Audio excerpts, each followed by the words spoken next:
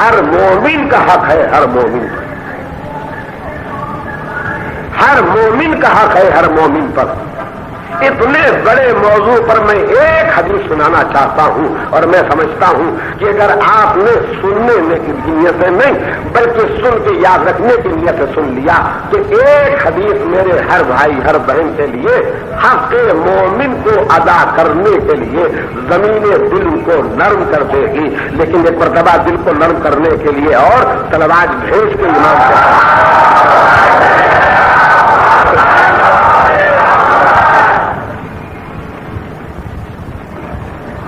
ارشاد فرمایا،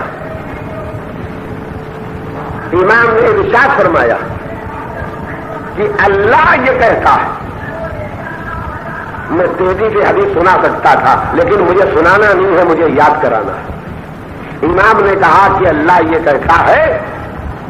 کہ جو کسی میرے بندے مومن کو ذلیل کرتا ہے، جو شخص بھی کسی میرے بندے مومن کو ذلیل کرتا ہے تو اللہ کہتا ہے کہ وہ شخص مجھ سے جنگ کرنے کے لیے تیار ہو جائے،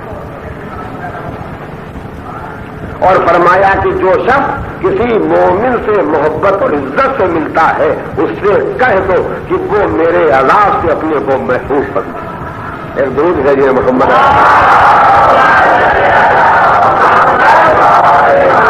میں نے پچھلی تقریروں میں ایک لفظ آپ کے سامنے کہا تھا کہ رحمان کا مشن تو چلتا بھی ہے اور شاید کبھی رک بھی جاتا ہے، لیکن شیطان کا مشن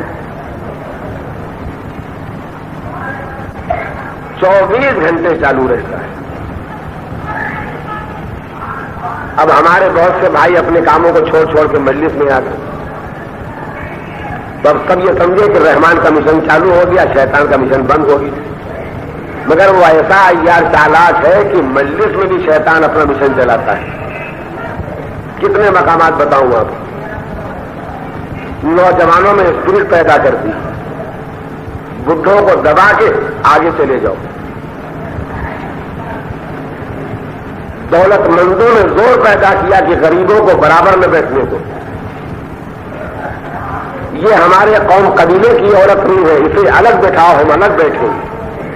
بھئی یہ جتنے خیالات مجلس میں آ جاتے ہیں یہ رحمان کے مشن میں شیطان کی مداخلت ہے۔ میرے بھائیوں میری بہنوں، اگر مجلس کو یکسر ثواب رکھنا، ثوابی ثواب رکھنا چاہتے ہو تو اتنا یاد رکھو کہ خدا نے کہا ہے کہ جو کوئی میرے بندے مومن کی بے عزتی کرتا ہے وہ مجھ سے جنگ کے لیے تیار ہو جائے، اور جو میرے کسی بندے مومن کی عزت کے ساتھ محبت کے ساتھ پیش آتا ہے اس سے کہہ دو کہ وہ میرے عذاب سے محفوظ ہے۔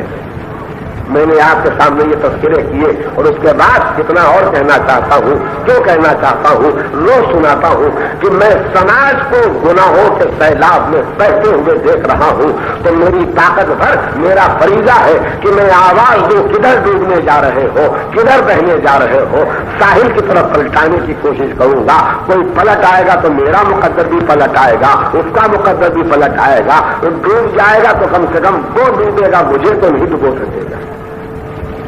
تو اب میں آپ کے سامنے ایک اور حدیث کا تذکرہ کرنا چاہتا ہوں، ذرا سنیے۔ ایک دن میں نے آپ کو یاد دلایا تھا کہ دنیا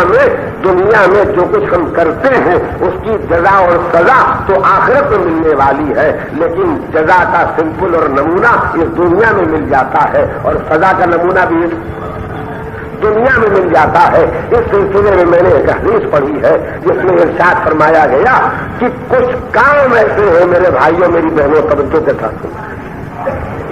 کچھ کام ایسے ہیں جن کاموں کو جن گھروں میں کیا جاتا ہے تو خدا ان گھروں کو ان کاموں کی نحوست سے گرا کے تباہ و برباد کر کے بے نشان کر دیا کرتا۔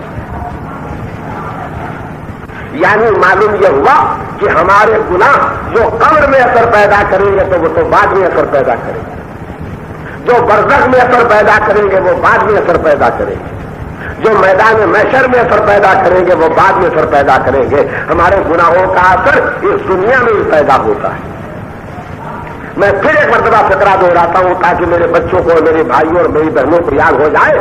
معصوم نے کہا کہ کچھ کام ایسے ہیں کہ یہ کام جن گھروں میں کیے جاتے ہیں اللہ ان گھروں کو بے نشان کر دیتا ہے، گرا دیتا ہے، ڈھا دیتا ہے، ویران کر دیتا ہے،